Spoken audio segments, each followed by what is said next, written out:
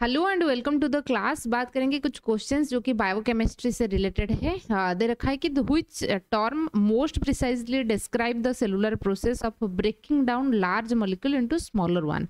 तो यहाँ पे लार्ज मॉलिक्यूल को हमको तोड़ना है छोटे छोटे, ठीक है। लार्ज मॉलिक्यूल की बात करेंगे जैसे कि प्रोटीन हो सकता है, ठीक है। प्रोटीन को जब आप ब्रेक डाउन करोगे that will forms the amino acids, ठीक है। तो ये अमीनो एसिड्स से मिलके बनी हुई है। दे रखा है कि ऐसा कौन सी प्रोसेस है, जैसे आपको पता होगा मेटाबॉलिज्म्स को हम दो कैटेगरी मतलब कि दो हिस्सों में। मेटाबॉलिज्म्स का मतलब होता है कि बॉडी के अंदर जितने भी केमिकल रिएक्शंस चल रहा है तो हम उसको मेटाबॉलिज्म्स कहते हैं। All total of chemical reactions, body के अंदर जितने भी केमिकल रिएक्शंस हो रहा है हम उसको मेटाबॉलिज्म्स कहते हैं।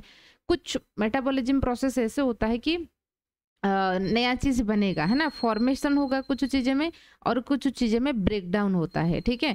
जैसे कि ठीक है ना, ब्रेक डाउन होता है, जैसे हम लोग खाना खाते हैं वो ब्रेक डाउन डाइजेस्ट होता है ना, ब्रेक डाउन होता है।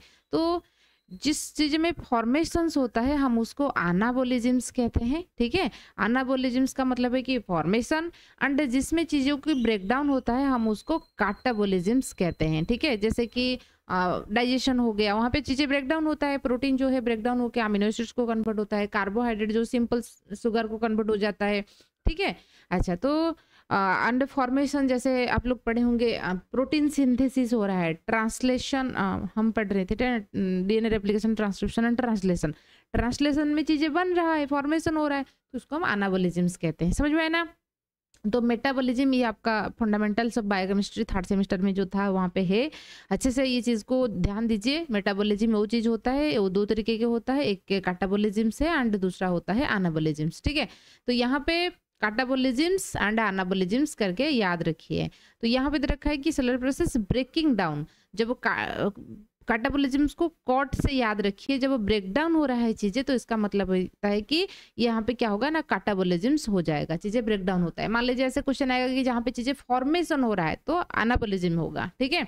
अच्छा, तो यहाँ पे काटालिसिस दे रखा है। काटालिसिस का मतलब है कि चीजें जो है एंजाइम्स जो होता है ये काटालिस की हिसाब से काम करता है, कोई चीजों को इंक्रीज करवा देता है, रेट ऑफ रिएक्शंस को। मेटाबॉलिज्म्स को दोनों मिला के अनाबॉलिज्म, डिहाइड्रेशन जहाँ पे वाटर लॉस होता है तो आंसर हो जाएगा ई, ठीक है, काटाबॉलिज्म। फिर नेक्स्ट क्वेश्चंस की बात करेंगे, which of the following is और आर ट्रू फॉर अनाबॉलिक पाथवे। अनाबॉलिक हमने देखा अभी, कंस्ट्रक्टिव प्रोसेस, चीजें बन रहा है जहाँ पे हम उसको अनाबॉलिज्म्स कहते हैं।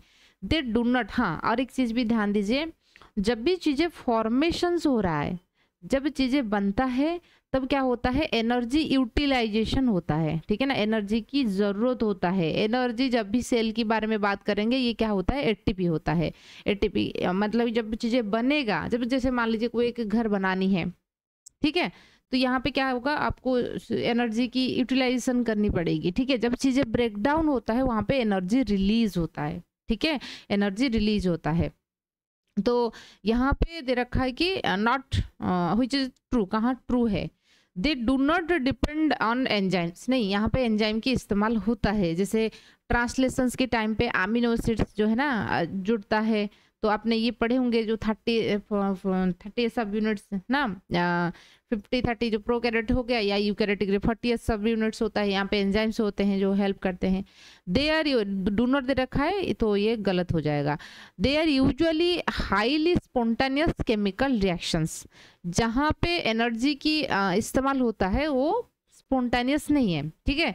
दे कंज्यूम एनर्जी, यस, यहाँ पे एनर्जी की इस्तेमाल होता है to build a polymer from the monomer. Obviously जैसे मान लीजिए अमीनो एसिड जो होता है मोनोमर होता है, सिंगल यूनिट होता है। जब अमीनो एसिड आपस में जुड़ जाएंगे, पॉलीपेप्टाइड चेन बनाएंगे, दिस इज द पॉलीमर हो गया, मतलब बहुत सारी चीजें जो है जुड़ गया।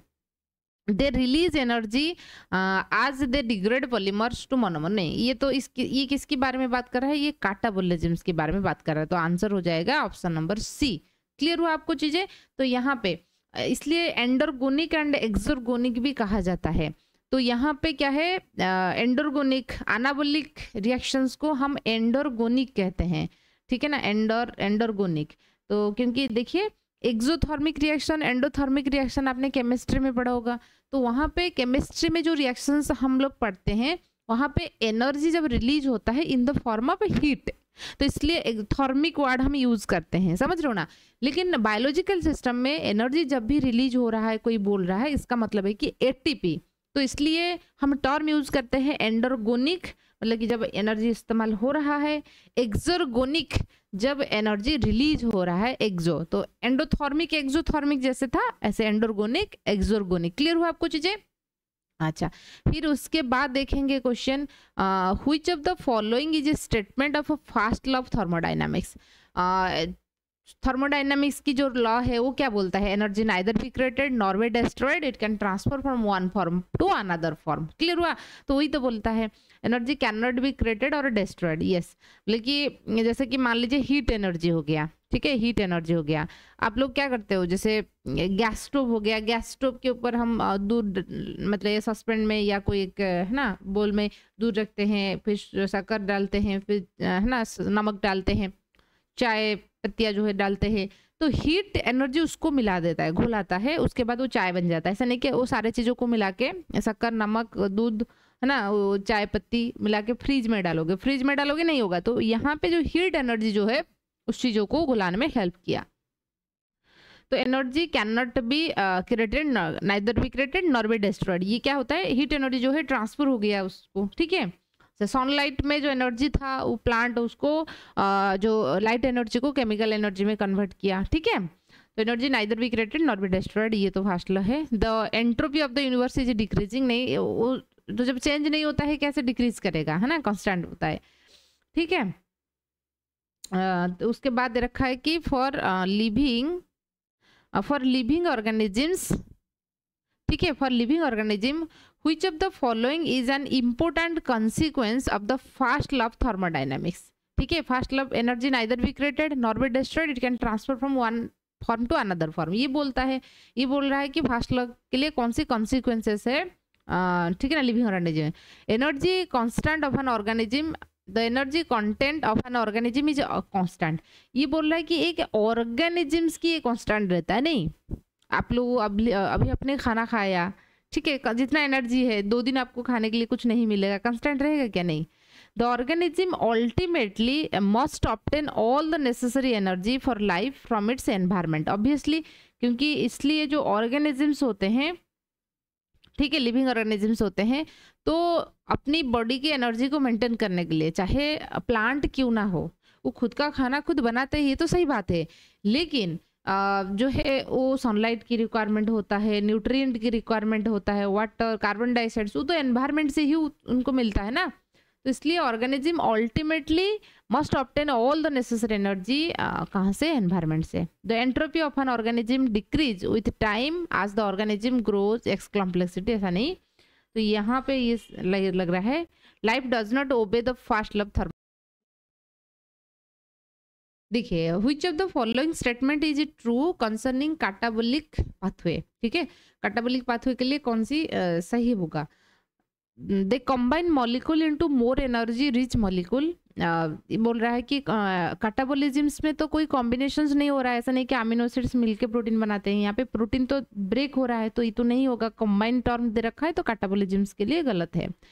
They are usually coupled with anabolic pathway to which they supply energy in the form of ATP, obviously, क्योंकि कैटाबोलिज्म्स में क्या होता है, एनर्जी रिलीज होता है, ठीक है, कैटाबोलिज्म में एनर्जी रिलीज होगा, तो इसलिए क्या होगा, जो अनाबोलिज्म प्रोसेस होता है उसके साथ ये कंबाइन हो जाता है, यहाँ पे जो एनर्जी रिलीज होगा अनाबोलिज्म में वो इस्तेमाल हो जाएगा। तो इसलिए कपल्ड रिएक्शंस आपकी जो सिलेबस में है, coupled reactions up they are usually coupled with anabolic pathway to which they supply energy in the form of ATP। तो जो भी एनर्जी कैटाबोलिज्म प्रोसेस में रिलीज होता है that will forms the anabolic pathway में कोई भी चीजें बना लेगा, ठीक है। सो जैसे इकोनॉमिक्स में कहते हैं ना, यदि मान लीजिए there is any credit there is a debit, कोई आपको दे रहा है तभी आपके बैंक अकाउंट में आ रहा है, फिर आप किसको दे रहा है, किसी को क्रेडिट होगा तो कहीं से तो डेबिट होना चाहिए ना, तो वही रूल यहाँ पे भी जो होता है, ठीक है। अच्छा, ये बहुत सारे बच्चे हमारा जो कुछ ऐसे उत्पटांग कर लेते हैं ना, जो क्या शेयर मार्केट हो गया, ये सारी चीज़ें आजकल तो बहुत बैठे हैं ज्ञान देने के लिए, तो हमेशा याद रखिए यदि मान लीजिए कोई बोल रहा है कि मुझे कुछ प्रॉफिट हो रहा है, तो इसका मतलब है कि आप लोग जिसके पास अच्छा खासा नॉलेज नहीं है, आप लोग दे रहे हो, वो ले रही है। ठीक है, तो इसलिए पहले आप आपकी स्किल के ऊपर काम कीजिए, पढ़ाई कीजिए। पढ़ाई से रिलेटेड मतलब कि कुछ करना है, कुछ स्किल आप एक्वायर कीजिए, उस स्किल के बेसिस में होगा। ऐसा नहीं कि ठीक है ना, कोई बहुत सारे बच्चे ऐसे करते हैं, है ना, ग्रेजुएशन के टाइम पे ही उसको मिल जाते हैं ऐसे कोई मोटिवेटर, तो ये कर लो, ट्रेडिंग कर लो, इंट्राडे एक दिन में कर लो, ऐसा हो जाएगा। ऐसा ऐसा कुछ नहीं होता है ना, वो होता है लेकिन मतलब कि ज़्यादा लंबे टाइम तक नहीं रहेगा। तो इसलिए हमेशा फोकस कीजिए कोई भी एक स्किल को लर्न करने के लिए, चाहे किसी भी स्किल हो, तो उसके बाद चलिए। ठीक है, नहीं तो आप पॉकेट मनी, वो बोलेगा ना पॉकेट मनी ले लो, पॉकेट मनी से आप ले लोगे, आपकी तो डेबिट होगा, जिसको क्रेडिट होना है उसको ही हो जाएगा। ठीक है, जिसको पता है। ठीक है, तो इसलिए तो यहाँ पे कैटाबोलिज्म में जो एनर्जी रिलीज होता है वही एनाबोलिज्म में इस्तेमाल हो जाता है। ठीक है, तो ये चीज है। When chemical transport or mechanical work is done by organisms, what happens to the heat generated? जब केमिकल ट्रांसपोर्ट हो रहा है या कोई मैकेनिकल वर्क हो रहा है, ठीक है, तो हीट जो हीट जनरेट हो रहा है उसमें क्या होगा? ठीक है, so it transport to specific organ such as the brain. तो यहाँ पे क्या होगा, जो भी हीट एनर्जी होता है वो रिलीज हो जाता है। It use to power it more cellular work, नहीं, जो हीट एनर्जी होता है इट लॉस्ट एनवायरमेंट। ठीक है ना, ये एनवायरमेंट को लॉस्ट होगा क्योंकि हीट रिलीज हो जाता है। ठीक है, अच्छा, व्हेन एटीपी, नेक्स्ट क्वेश्चन दे रखा है, when ATP release some energy it also releasing inorganic phosphate, क्योंकि एटीपी को हम जब ब्रेक डाउन करते हैं एडीपी प्लस आईपी होता है, मतलब कि एडेनोसिन ट्राइफॉस्फेट रहता है, 3 फॉस्फेट होता है। जब ब्रेक डाउन हो जाएगा डाइफॉस्फेट यानी कि 2 फॉस्फेट होता है, और एक फॉस्फेट जो है इनऑर्गेनिक फॉस्फेट के हिसाब से निकल जाता है। What purpose does this serve in the cell, उसकी जो है ना क्या उनकी पर्पज है? It is released on excretory waste, नहीं, इनऑर्गेनिक फॉस्फेट कैसे? ठीक है ना, सो ये क्या होता है, it can be added to other molecule in order to activate them. क्योंकि आप लोग ग्लाइकोलिसिस में ये चीज पढ़े होंगे, ग्लूकोज से ग्लूकोज 6 फॉस्फेट होता है ना, ग्लूकोज से ग्लूकोज 6 फॉस्फेट होता है, तो ग्लूकोज 6 फॉस्फेट यहाँ पे एटीपी इस्तेमाल होता है, एटीपी ब्रेक डाउन होके एडीपी आईपी में होगा, तो ग्लूकोज की 6 कार्बन में क्या होता है, ये जो फॉस्फेट जो है जाके अटैच हो जाएगा, तो इसलिए हम 6th पोजीशन, ग्लूकोज की 6th पोजीशन में अटैच हो रहा है, इसलिए हम उसको ग्लूकोज फॉस्फेट कहते हैं। ठीक है, अच्छा, इन नंबर ऑफ सिस्टम फिर दे रखा है, अच्छा, what must be the difference between the structure of ATP and the structure of the precursor of a nucleotide in DNA and RNA? तो पहले आपको न्यूक्लियोटाइड क्या है समझ लेना है। जो हमारा डीएनए है that will made up of nucleotide. यहाँ पे हम देखेंगे, यहाँ पे पेंटोज सुगर होता है ना, यदि हम डीएनए की बात करूंगी, डीऑक्सी राइबोज सुगर होता है, कार्बन नंबर 1 2 3 4 5, ठीक है, यहाँ पे ये ऑक्सीजन है, क्लियर हुआ। अच्छा, कार्बन नंबर 2 में डीएनए के केस में सिर्फ हाइड्रोजन होता है, यदि वो आरएनए होगा तो यहाँ पे OH रहता है। ठीक है ना, यहाँ पे OH रहता है, तो यहाँ पे OH रहेगा। तो न्यूक्लियोटाइड में क्या होता है, यहाँ पे कि सुगर के साथ यहाँ पे न्यूक्लियो मतलब ATGC में कोई भी एक, ठीक है ना, एडेनाइन हो सकता है, थायमिन, गुआनिन, कोई भी एक न्यूक्लियोटाइड मतलब कि जो है ना नाइट्रोजनस बेसिस ऐड होगा, यहाँ पे फॉस्फेट ऐड होगा। ठीक है, तो इस तीनों चीजों को मिला के बाद हम न्यूक्लियोटाइड बोलते हैं। जब न्यूक्लियोटाइड होगा sugar phosphate plus nitrogenous bases में ATGC, adenine, thymine, guanine, cytosine आता है। यदि उस चीज हम बात करेंगे आरएनए के लिए, आरएनए में क्या होता है, राइबोज सुगर होता है, उनमें 2 पोजीशंस में भी OH होता है, इधर यहाँ पे भी वही AUGC होता है। ठीक है, यहाँ पे AUGC होगा, तो यहाँ पे AUGC ऐड होता है।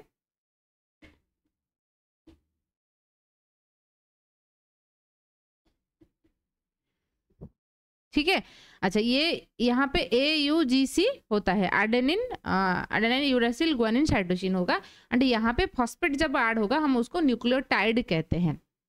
ठीक है, न्यूक्लियोटाइड में एक फॉस्फेट ऐड होने से भी हम उसको न्यूक्लियोटाइड कहेंगे, कोई दिक्कत नहीं। लेकिन ATP आप जब बोल रहे हो तो यहाँ पे क्या होना चाहिए ना, 3 फॉस्फेट ऐड होना चाहिए। इधर तो ये होगा, ठीक है, एक तो इस तरीके से सुगर बन गया, यहाँ पे आर्डेनिन जोड़ना जरूरी है, ठीक है ना। यहाँ पे जो फॉस्फेट है, यहाँ पे 3 फॉस्फेट ऐड होगा, तो हम उसको ATP कहते हैं, एडेनोसाइन ट्राइफॉस्फेट। आपको बात समझ में आ रहा है या नहीं? तो दे रखा है कि what is the most differences, क्या है ATP एंड अदर न्यूक्लियोटाइड के बीच में क्या डिफरेंसेस है, ठीक है। तो डिफरेंसेस जब हम बात करेंगे इन nucleotide, the sugar molecule is different, नहीं, सुगर मॉलिक्यूल कैसे डिफरेंट होगा? यदि डीएनए के लिए है उसमें भी डीऑक्सीराइबोज सुगर, यहीं पे भी। तो nitrogen containing base is different, नहीं, यहाँ पे भी आर्डेनिन आ सकता है, ऐसा कोई नहीं कि नहीं आएगा, ठीक है। यहाँ पे आर्डेनिन, थायमिन, ग्वानिन, साइटोसिन आने की चांसेस है। यहाँ पे आप जब एटीपी बोलोगे, आप जीटीपी भी बोलते हो ना, ठीक है ना, तो टीटीपी यूटीपी सब कुछ बोल सकते हो, ठीक है, कुछ क्या है तो आप बोल सकते हो। The number of phosphate is 3 instead of 1। हाँ, यहाँ पे यदि हम बात करेंगे एडेनोसाइन ट्राइफॉस्फेट में क्या होता है, 3 नाइट्रोजन, जो आपके क्या होगा, 3 फॉस्फेट रहता है एटीपी में, ट्राइफॉस्फेट है। अदर न्यूक्लियोटाइड में अब हम जब एक होता है तो हम उसको भी न्यूक्लियोटाइड कहते हैं। The number of phosphate is 3 instead of 2, नहीं, देयर इज नो डिफरेंसेस। तो स्पेसिफिकली ये इसके साथ होना चाहिए, क्योंकि the number of phosphate is 3 कहाँ पे, एटीपी में, एंड इंस्टेड ऑफ 1 यहाँ पे 1। एक्चुअली क्या होता है ना, जब भी न्यूक्लियोटाइड बनता है डीएनए में, यहाँ पे 2 फॉस्फेट रिलीज हो जाता है। ये जो 2 फॉस्फेट फॉस्फोडाइस्टर बॉन्ड बनाने में इस्तेमाल हो जाता है, तो इसलिए हम उसको 3 मान के भी चलते हैं, ठीक है, 3 मान के चलते हैं, क्योंकि जैसे मान लीजिए डीएनए आपको बनानी है, ठीक है, डीएनए बनानी है, यहाँ पे एक न्यूक्लियोटाइड दूसरा न्यूक्लियोटाइड आपस में फॉस्फोडाइस्टर बॉन्ड में जुड़ेंगे।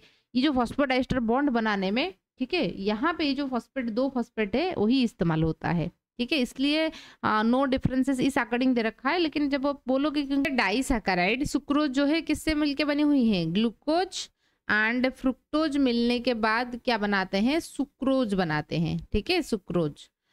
तो ये डाइसैकेराइड है, 2 यूनिट से मिलके बनी हुई है, तो इसलिए डाइसैकेराइड है। Sucrose is a disaccharide composed of monosaccharide glucose and fructose. Glucose sucrose मिलने के बाद सुक्रोज बनाते हैं। The hydrolysis of sucrose bye the enzyme sucrase results in, जब सुक्रोज टूटेगा, मतलब जब हाइड्रोलिसिस होगा, ब्रेकडाउन होगा, हाइड्रोलिसिस का मतलब होता है कि उसमें वाटर निकल जाएगा। एंजाइम्स कौन से प्रेजेंस होता है ना, सुक्राज एंजाइम्स प्रेजेंट होता है, ठीक है।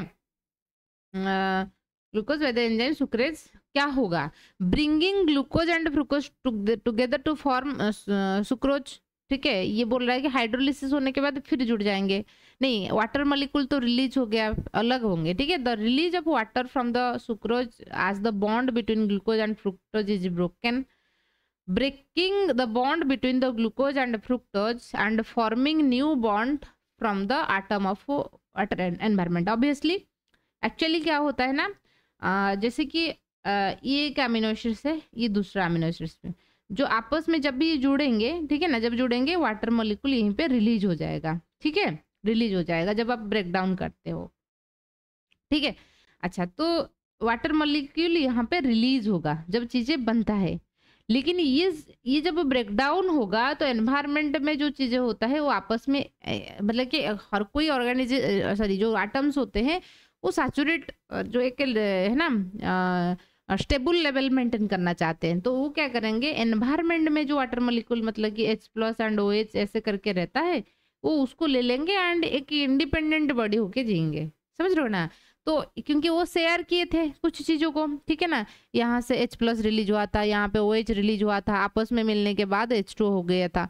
तो जब भी वो अलग होंगे, जो H+ दिया था तो वो एनवायरनमेंट से वाटर तो मौजूद है बॉडी के अंदर, वो H+ ले लेगा, आपने जो भी कमी था उसको फिलअप कर लेगा, जो OH दिया था फिर एनवायरनमेंट से वो भी OH ले लेगा, जो कमी था उसको फिलअप कर लेगा। तो यहाँ पे क्या होगा ना, breaking and the bond between the glucose and fructose and forming new bond from the atom of water. Environment में जो वाटर रहता है वहीं से वो क्या कर लेंगे, देखिए मैं आपको मतलब ये चीज़ों से समझाती हूँ ताकि क्लियर हो जाएगा। देखिए एक अमीनो एसिड्स की जब हम बात करेंगे, ठीक है, अमीनो एसिड्स में इस तरीके से ये होता है, यहाँ पे NH, ठीक है, यहाँ पे हाइड्रोजन, यहाँ पे कोई एक R ग्रुप रहेगा, ठीक है। मैं थोड़ा आपको समझा देती हूँ ताकि आपको क्लैरिटी रहेगा, नहीं तो ऐसे तो आप क्वेश्चन कर लोगे कोई दिक्कत नहीं है, ठीक है। क्वेश्चन आपको तो MCQ कहीं पे भी मिल जाएगा, ऐसा नहीं कि नहीं मिलेगा ठीक है। देखिए तो ये एक अमीनो एसिड से, ये दूसरा अमीनो एसिड से जब भी वो बॉन्ड बनाएंगे, पेप्टाइड बॉन्ड बनाएंगे, एक्चुअली क्या होता है ना,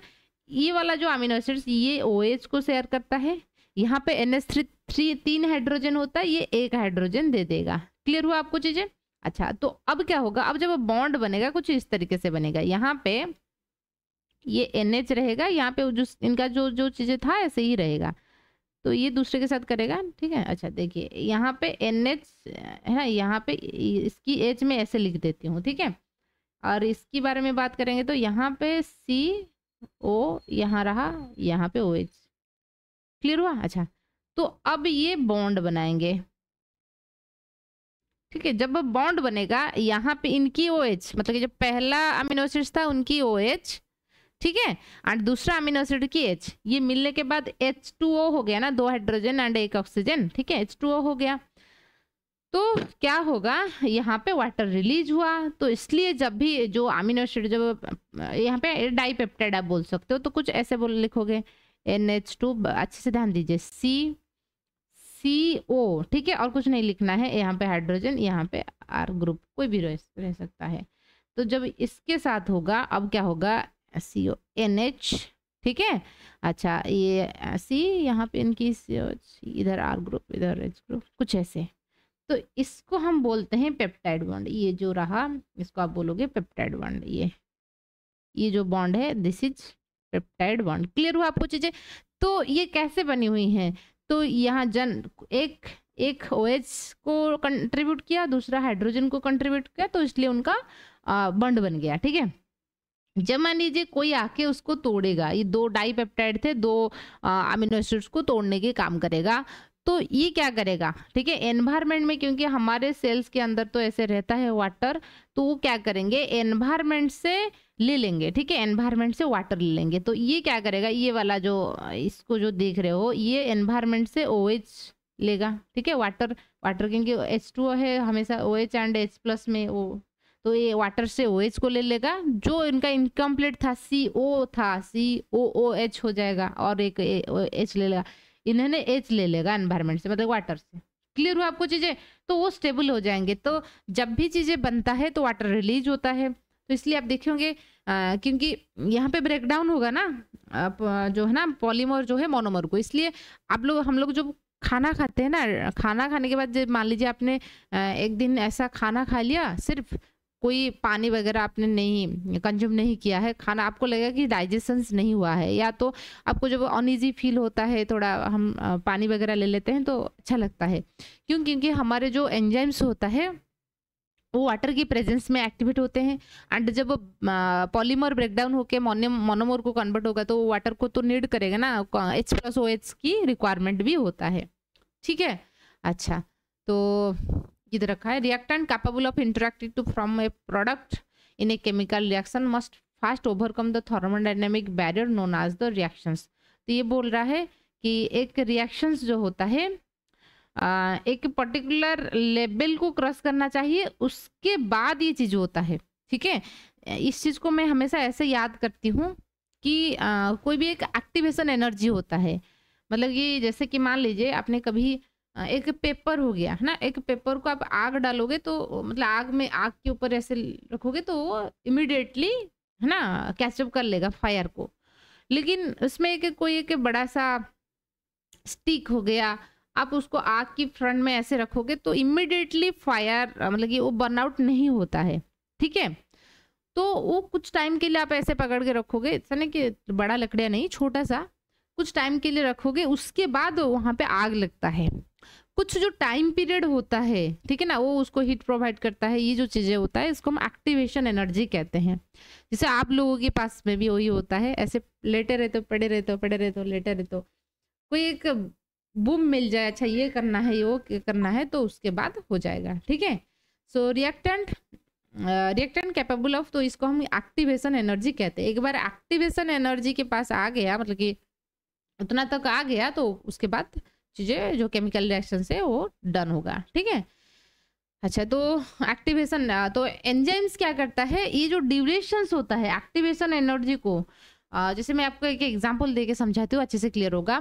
हमारी जो डाइजेस्टिव सिस्टम है, ठीक है, डाइजेस्टिव सिस्टम जो हमारी है, तो यहाँ पे क्या होगा, ना, यदि मान लीजिए कोई एंजाइम्स नहीं है तो आज की डेट में आप जो खाना खाया है तो वो उसको डाइजेस्ट होने के लिए 16 साल लगेगा। कितने टाइम लगेगा? मान लीजिए आज आपने खाना खाया है, 29 मार्च है, तो आपने आज खाना खाया है तो आपको ये डाइजेस्ट होने के लिए 16 साल लगेगा। लेकिन एंजाइम है इसलिए क्या हुआ है, जो 16 साल लगने था 4 घंटे के अंदर अंदर हो जाएगा। देखिए कंप्लीट मील आपने मान लीजिए लॉन्च अच्छा से किए हैं तो 4 घंटे के बाद फिर भूख लगेगा, मतलब डाइजेस्ट हो गया। तो 16 साल के काम 4 घंटे में हो गया।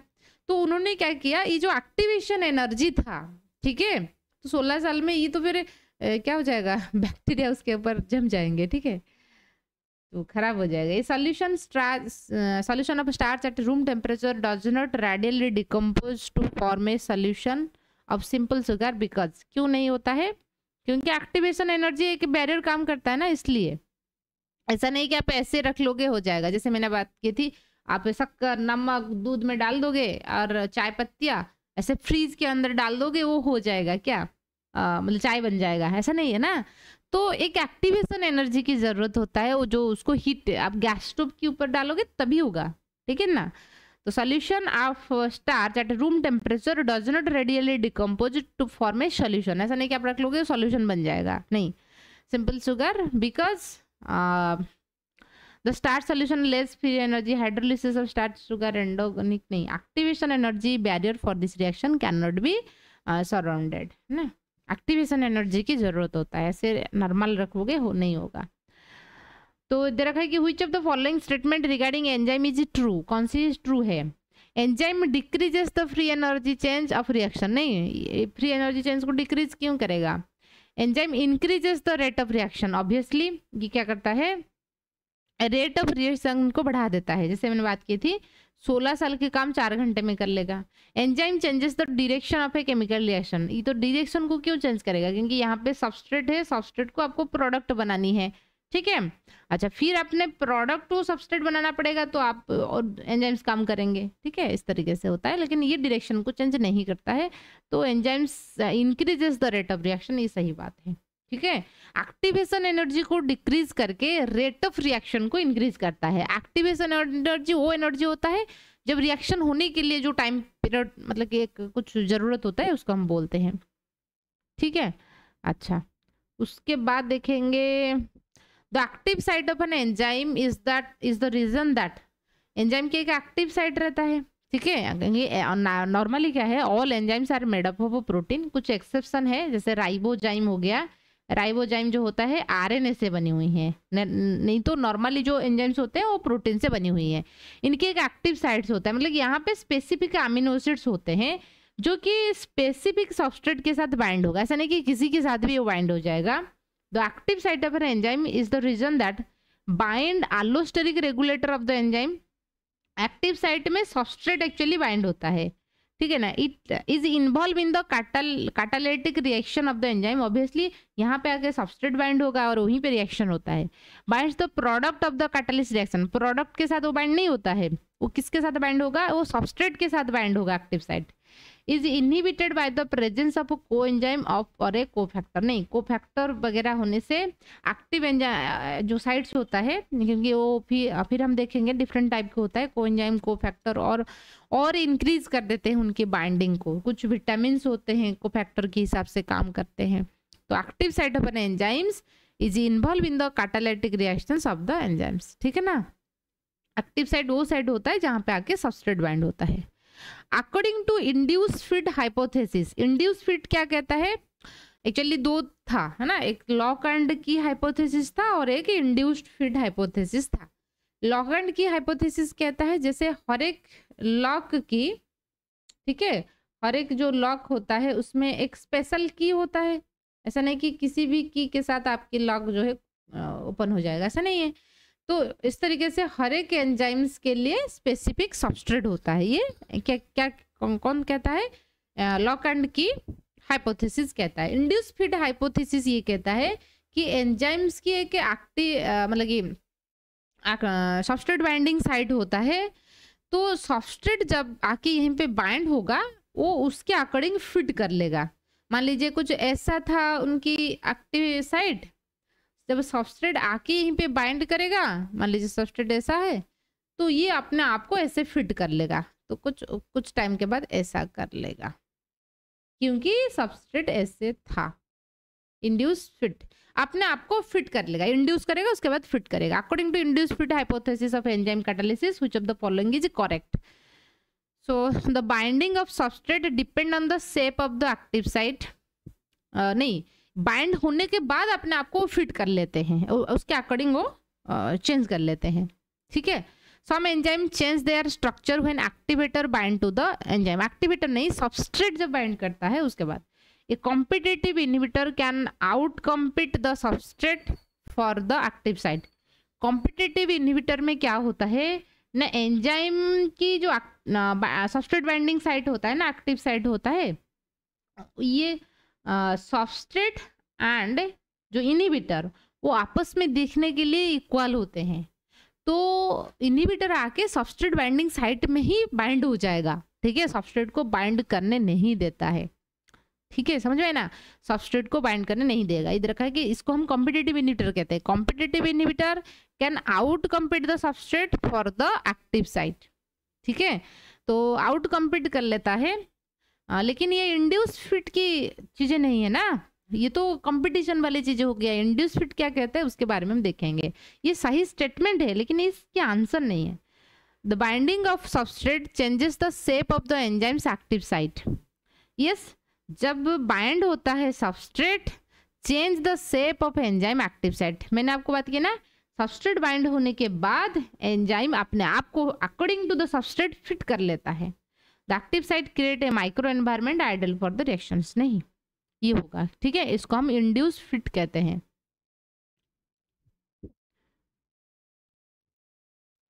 अच्छा, यहाँ पे कुछ कर्व दे रखा है,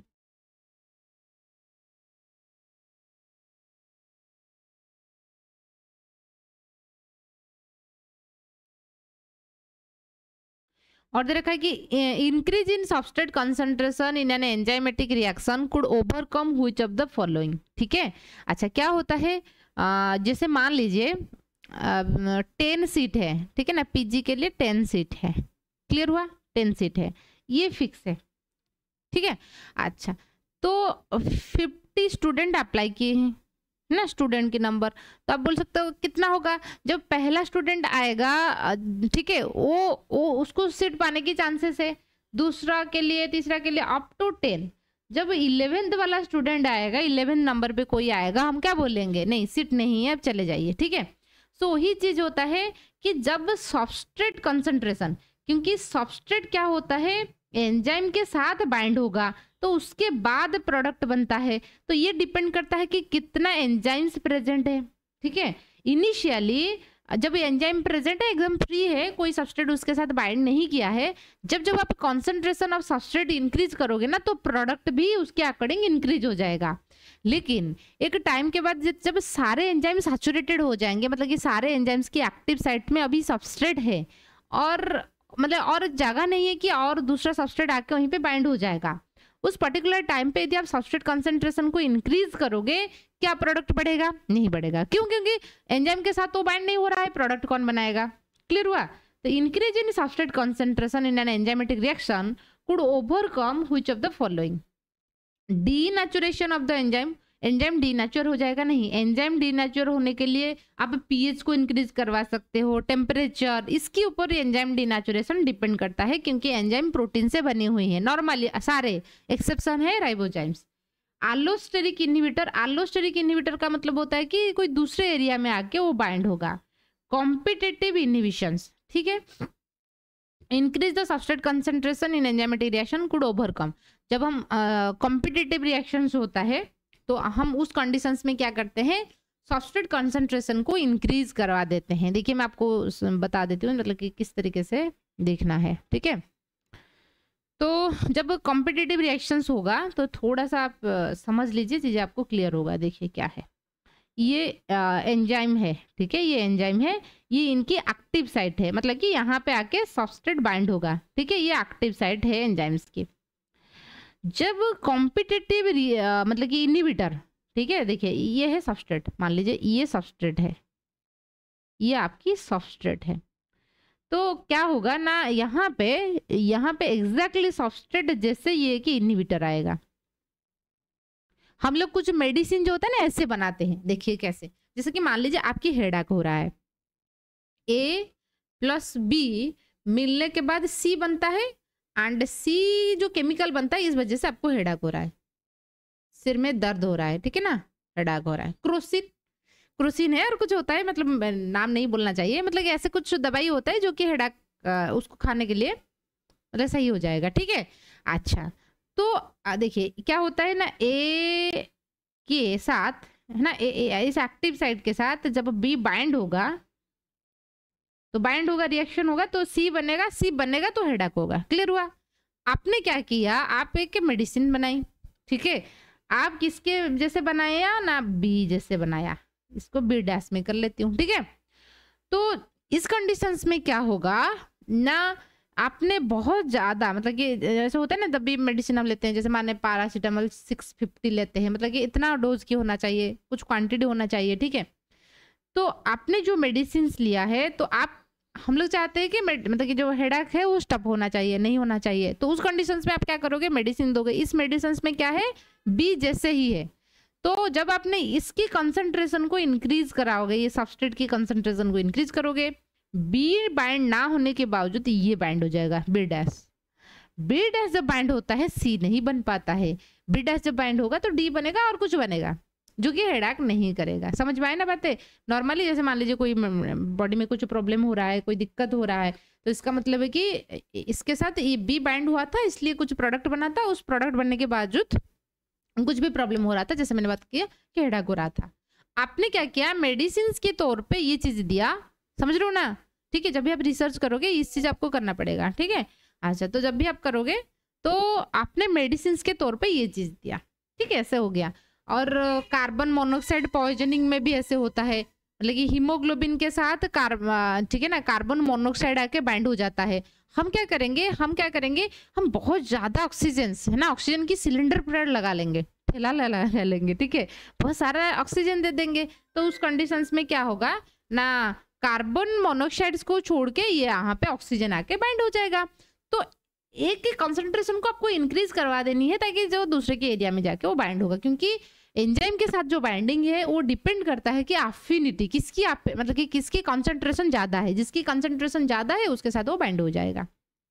increase substrate concentration in an enzyme reactions could overcome which of the following. तो कॉम्पिटिटिव इनहिबिशंस को हम ओवरकम कर पाएंगे। जो कॉम्पिटिटिव इनहिबिशन होता है, मान लीजिए कोई आके सबस्ट्रेट के प्लेस में बाइंड होने की मतलब कि कॉम्पिटिटिव इनहिबिटर आके बाइंड हो रहा है, तो उस कंडीशंस में हम क्या करेंगे, यदि मान लीजिए हम भी चाहते हैं कि बी बाइंड हो और ज्यादा उनका सर दर्द हो, तो आप क्या करोगे, ऐसा दवाई दोगे, बी बी बी और ज्यादा दे दोगे और ज्यादा तेजी से हेडेक होगा। समझ रहे हो ना? तो इस चीज क्लियर हुआ। कॉम्पिटिटिव इनहिबिटर को रोकने के लिए कार्बन मोनोऑक्साइड्स में ही सिर्फ ऐसे ही होता है, जैसे मान लीजिए कोई मेडिस हॉस्पिटल आया है कार्बन मोनोऑक्साइड पॉइजनिंग के लिए, तो उस कंडीशंस में ऑक्सीजन की सिलेंडर लगा लेते हैं, ऑक्सीजन की कंसंट्रेशन ज्यादा कर देते हैं, क्योंकि यहाँ पे बहुत सारे इरिवर्सिबल बाइंडिंग होता है हीमोग्लोबिन के साथ कार्बन मोनोऑक्साइड्स को। तो उस कंडीशंस में आपने इतना ऑक्सीजन दे दोगे, इतना ऑक्सीजन डालोगे, ताकि हीमोग्लोबिन क्या करेगा, बोलेगा अच्छा मेरा प्रियतमा तो यही है और उनकी तो भरभर की है, हम मोनोसाइड के साथ क्यों बाइंड करेंगे, ठीक है। तो इस कंडीशन से ऐसे होता है। तो जब सब्सट्रेट कंसंट्रेशन को आप इंक्रीज करोगे तो कॉम्पिटिटिव इनहिबिटर नहीं करना है, ठीक है ना, उससे बच जाओगे। Which of the following is true for enzymes? Enzyme may require